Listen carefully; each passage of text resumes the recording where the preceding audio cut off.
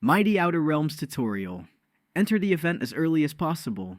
If you plan to go for top ranks, then join with the 20,000 Ruby Castle, otherwise choose the free one. Purchase both expansions for resources in the construction menu.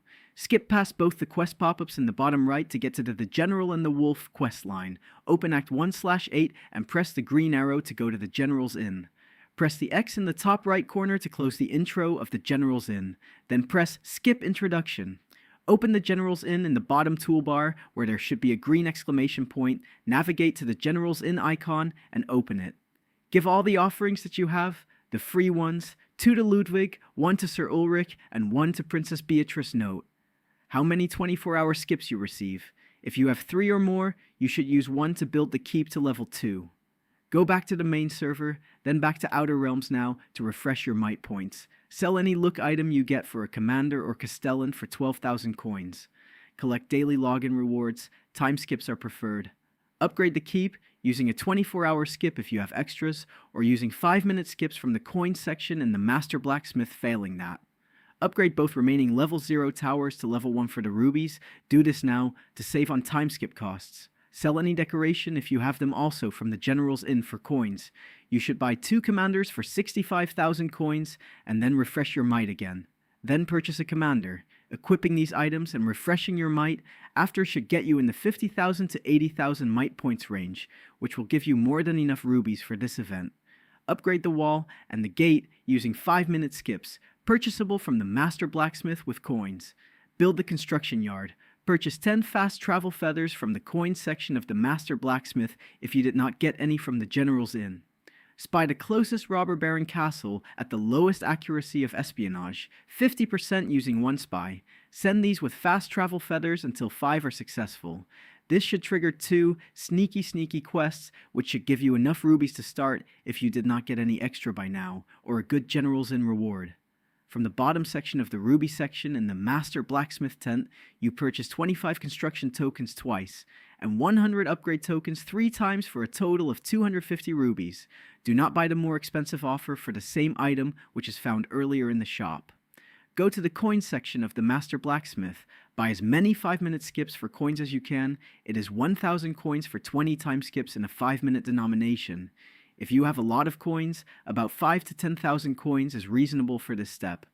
Go to the construction menu, and in the Civil tab, find the Relic Conservatory. It is the green one that costs 113 upgrade tokens and 25 construction tokens to build. You should be able to afford 2 of these, build 2, and skip them with 5-minute skips, or 10-minute/30-minute skips if you have them. This should ideally trigger your next might reward for 250 more rubies, if you did not already get it. Go back and buy 125 construction tokens from the Master Blacksmith tent in the Ruby section for 250 rubies. In the Civil section of the construction menu, you will now build 2 relic woodcutters. If you have additional rubies, if you have enough time skips to skip the 28 hours of the relic quarry, you should build these as they cost the least construction tokens, therefore less rubies in the Ruby section of the Master Blacksmith tent. Failing this, you should buy a relic greenhouse instead, if you can afford it, as you do not need to skip the time, provided you are further than 48 minutes out from the end of the day, in relation to point collection, which happens at 23:30 Central European Time. If you have enough rubies/skips to afford it, you should do all of these, including both relic quarries and relic greenhouses. Now, you should use remaining upgrade tokens to upgrade the relic woodcutters, both of them up to level 2, then 3 if you can afford it. Build the stonemason, build the sawmill, build the flour mill. Go into the construction yard and apply the item it provides to the keep, the wall space item. You are done essentially now if you are only wanting a top 9,000 rank for basic tokens and relic gear. You can, if you wish, play on. I will explain the basics, if you can afford it at this point, based on how your general's offerings went. Build the estate for the extra castellan slot. Open the world map. Find nearby wood outposts. Stone ones have relic quarries, which take far too long to build, as opposed to relic woodcutters. This is why we ignore stone outposts.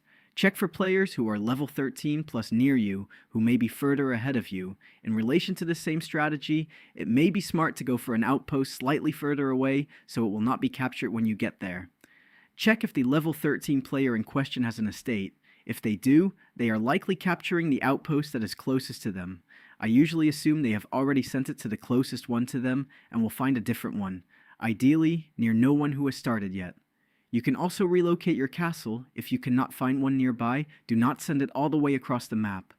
Build the same buildings as you have in your main, except for the relic quarries, which obviously you cannot build in a wood outpost. Advance quests to get to level 19 and build an additional level of the estate and capture another outpost. Repeat the process. There are daily duty rewards which can be found in the rankings menu, which are very easy to get. The easiest way to do this is by attacking weak players nearby. You need to defeat 10 other players, check for players around or beneath 100 or so. Midas, this generally means they do not have any troops to realistically defend. Attack 3 at a time and do this 4 times, or 3 lots of 3 in 1. VIP Commander. Even if you have 125 rubies spare at this point, this can gain you extra rewards such as relic gems and a Castellan hero, in addition to more upgrade and construction tokens. Attacking NPC targets, such as towers, is another way. However, you get less points, making this often slower than attacking players. If you are getting attacked at all in this event, at a low level, this is often why, at a higher level, different reasons may be in play. I am going to stop this strategy here. You could keep playing, but this is better addressed in my advanced one. I will follow this up with in the future. I do not recommend going further, unless you are playing solely for fun, or legit grinding for a top rank or something. See the advanced guide for this, please. Next, I will detail the pay to win and advanced strategy. First, you would do the part up to level 13. Instead of the free one, you should be starting with the 20,000 ruby castle when you select which castle to go in with. Find the cart that says a special offer on it and click it. It should be there during the start of the event. Select XP in the cart. This is why we went in with the 20,000 castle, so that the Willow of XP will be built to get better returns on this XP. You should then buy 100,000 worth of rubies at least, depending on what rank you want, I suppose. Do more or less. It's within the range of 20 to 30 euros to get to level 70 on a 200% prime. From what I remember, prices may vary. Now you are level 70, you should open the Storm Islands and start to attack some forts, if possible, in order to get coins from Luna's trade boat and decorations later down the line. If you are able to farm enough of it, as they provide 1,000 might each for 75,000 aquamarine once placed. Open all the kingdoms and expand your storehouse in the Fire Peaks kingdom and fill the storehouse up with food, then buy troops here and start to attack the level 45 cultist towers here, both leveling them up where possible and attacking the level 45 ones to generate coins. Leveling one up in the Green Kingdom would be better, but takes far longer and is not something I would suggest to someone playing legitimately. Do quests where possible to keep grinding XP until you are actually level 70.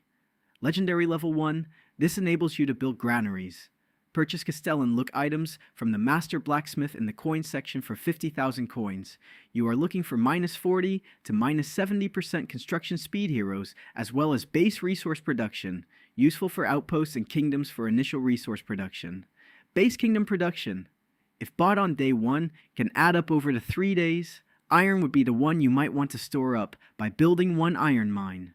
Build relic stone, relic woodcutters, relic greenhouses, and relic conservatories in all castles where possible. 3 outposts and your 4 kingdoms. Upgrade these using 5-minute skips. Start with the upgrade token upgrades first. Only do the first. Cheap levels of the conservatories. It is worthwhile to upgrade the keep in the castle you do this in before you do it, and apply the Castellan hero with reduced construction speed if you have one.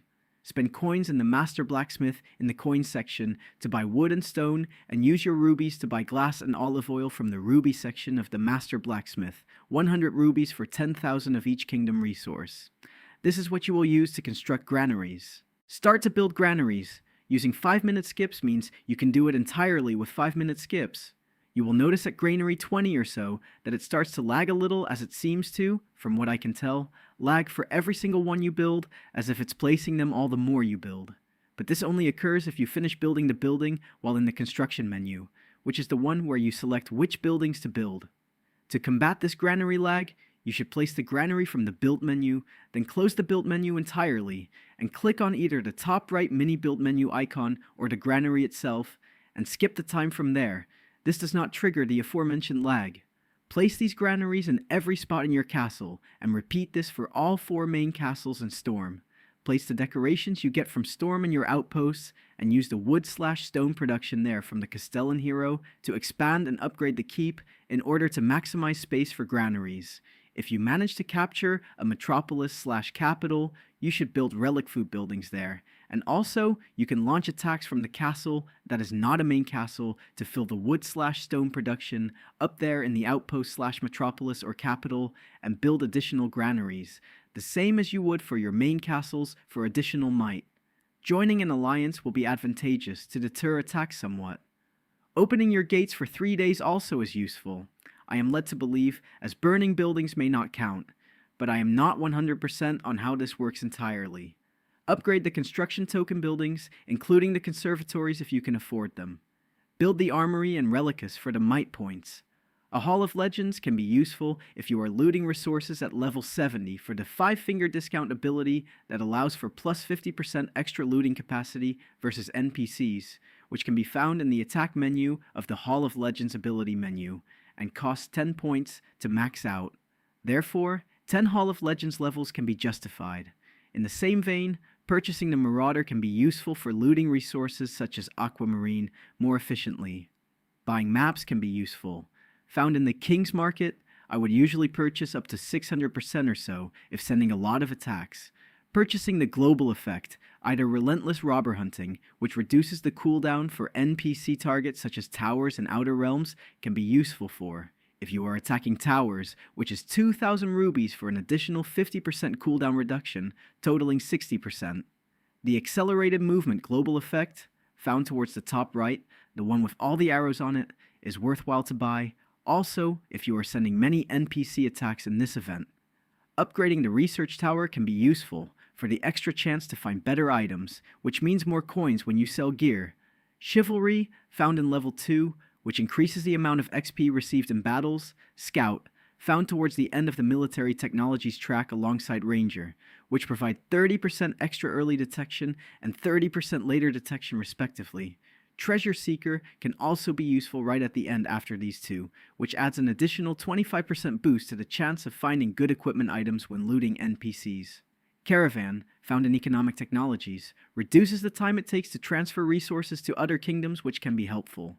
Shieldbearer's Research provides extra XP per battle, which can be helpful for leveling up if you attack a lot of towers. It is also worth buying the Loot Log and Heavy Duty Pack Research that increases your loot capacity if you plan to send a lot of attacks on NPC targets.